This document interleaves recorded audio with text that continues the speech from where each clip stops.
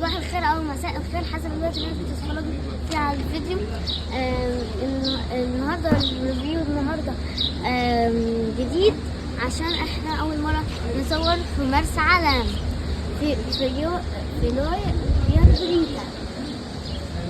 يلا بينا نستكشف.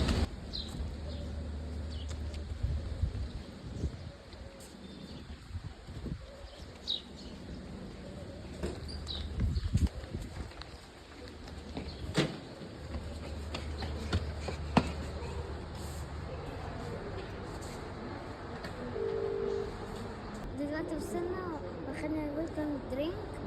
ده الشيبس ده وهو ده المكان الحلو اللي احنا بنستناه لما نيجي الفنادق.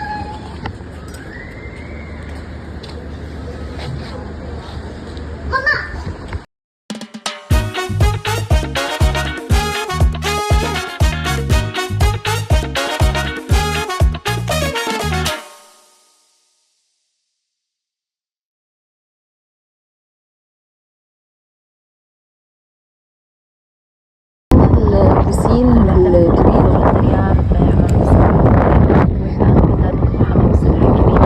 كمان بسين صغير قوي غرف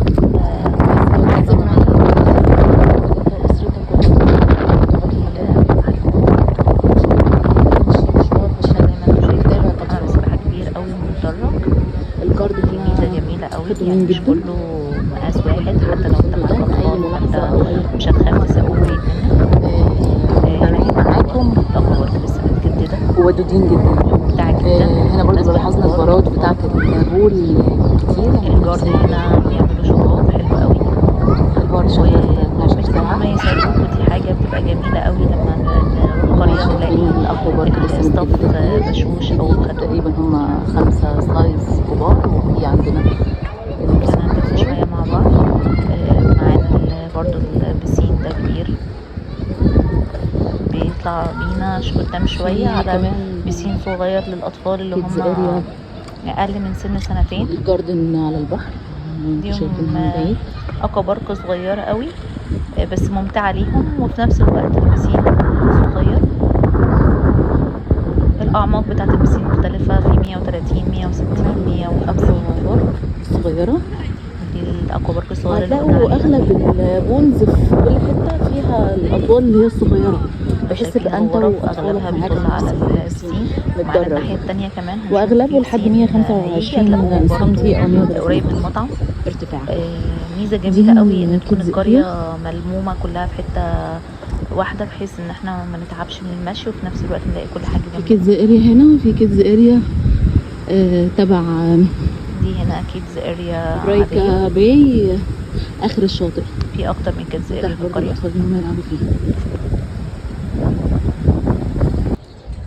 دلوقتي هناخد جوله جوه المطعم الرئيسي. هنا عندنا المطعم وواحد الفار اللي هو ليالينا اللي في الفيديو. عندنا هنا المطعم عندنا اوت دور وان دور. حابين تقعدوا بره تمام، حابين تقعدوا جوه اوكي. حلو. هسيبكم جوله مع المطعم. في الغداء والعشاء بيبقى مكرونات بيتزا، بيبقى في قاعده خارجيه بره قريبه من البسين قوي. الفيو هنا بيمتاز برضو ان انت بتشوف الشاطئ مع البسين، فدي حاجه ميزه حلوه. داخلين المطعم. برضو من الحاجات المميزه هنا ان المكان نفسه محدود،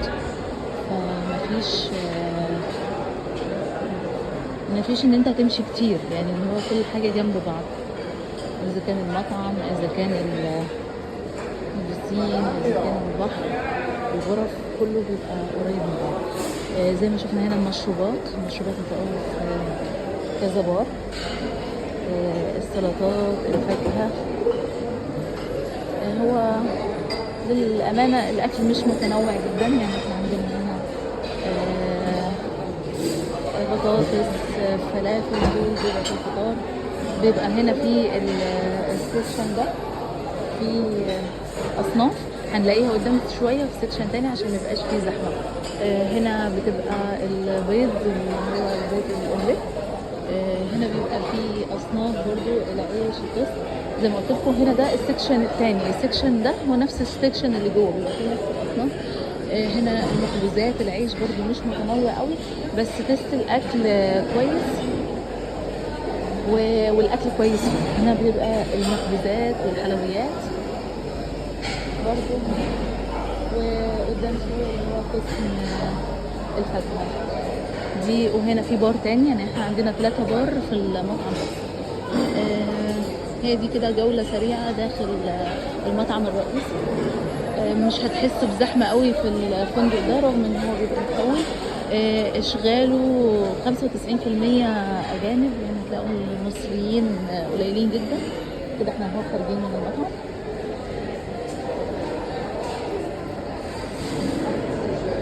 كملوا معانا باقي الفيديو عشان نشوف ناخد يعني جولة كاملة في الفندق كأنك زرته بالظبط، بحيث لما تيجي وتحجز. لازم لما نروح اي فندق نسأل اول حاجة عليها في الريسبشن الالكارت المجاني عندنا في القرية. زي ما شفتوا اللقطة اللي عدت، احنا عندنا هنا الكارت شرقي جميل جدا بالليل. هنا برضو معانا البسين اللي قلتلكوا عليه. شايفين البسين والبيتش ورا بعض، ده منظر مش هتشوفوه يعني في كرة كتير. منظر خطير انك تشوف البسين مع البيتش من المطعم، فانت كل حاجة قريبة من بعض. وفي بسين تحت برضو تاني زي ما قلتلكم متدرج جميل قوي. هنا معانا اللوبي، احنا عندنا الريسبشن تحت ومعانا اللوبي فوق دور تاني. القعدة فيه جميلة جدا جدا جدا. تقدر تشوف البسين، تقدر تشوف البحر سواء الصبح سواء الظهر سواء بالليل في اي وقت، فهو الفيو بتاعه تحفة. الحجز بتاع قرية بريكا كله هارد للمصريين، فتقدر تاخد المشروبات اللي انت عايزها. هنا ده الخدمة 24 ساعة. المشروبات بتاعتهم خطيرة وممتازة والخدمة بتاعتهم حلوة قوي. انت بس مجرد ما يعرفوا انت عاوز ايه وبس سيب لهم الباقي. زي ما احنا شايفين في دي البيتش على ناحية اليمين، انت باصص على البحر. مطعم مارينا زي ما شفنا قبل كده، اللي هو مطعم ليالينا فيه الكارت الفري. لو الإقامة بتاعتك أكتر من 3 ليالي بتاخد الكارت فري لبناني. في المطعم ده بيبقى 10 بالليل. لازم نروح أي مطعم، هو بيتغير كل فترة طبعا، بس لازم نروح أي سوري نسأل عن الكارت الفري دي. في الكارت تاني تشارج برضو. هنا برضو البحر هنا مد وجزر. هو النهارده دلوقتي المية ناقصة. انا صورته لكم برضو تاني، هنزل لكم فيديو المية فيها مد. هنا بنطلع على المارينا بنعمل سنوركلينج، بس هنا السنوركلينج عميق جدا، يعني على عمق تقريبا 12 متر او اكتر. فاللي بيحبوا السنوركلينج والشعاب المرجانيه والسمك هيتبسطوا جدا جدا هنا. في ميزه برضو ان هنا الشاطئ مقسوم نصين. عندنا شاطئ هنا صخري، فده مش بيتحبذ للاطفال، بس عندنا قدام شويه هتلاقوا الشاطئ الرملي جنب برايكا باي. احنا هنا في رويال برايكا. بس هنا دي مباني الغرف، فعندنا غرف سي فيو، عندنا غرف بول فيو، عندنا تقريبا يعني كله يا اما بول يا اما كده قليل هتلاقوا جاردن فيو. تمام، هنتمشى شويه هتدي برضو وشك للبحر. على ايدك الشمال هتلاقي الشاطئ الرملي. هنزلكوا فيديو برضو. الميزه بتاعت الشاطئ الرملي ده ان هتدخل شويه هتلاقي الاسماك بتعوم حواليك، فدي ميزه جميله قوي قوي قوي. يمكن رحنا فنادق كتير مع بعض في الفيديوهات ما كانش فيها الميزه دي، تبقى الميه صافيه بس ما فيش سمك. فهنا في ميه تقدر سباحه اللي هي توصل لحد مثلا كتفك، وفي نفس الوقت انت بتشوف السمك بيمشي حواليك. وبرضه هوريكم فيديو بسيط للسمك. هنتمشى مع بعض لحد ما نوصل الشاطئ الرملي اللي بقولك عليه. هنكمل تمشية. وهنا عندنا البار، بار البيتش. بيتش. بار البيتش بصوا هنا ده كل يوم بيبقى فيه مشروبات مختلفة. ممتاز برضو هنا الخدمة حلوة جدا، بالذات بتاع البار كمان هتتبسطوا بيهم قوي. هيلبفول وبيعملوا حاجات جديدة وبيقول لك جربوها، ولو كل حاجة على ذوقك جميل، حاجة سبيشال جدا. متاح برضو ايس كريم ليه مواعيد معينة.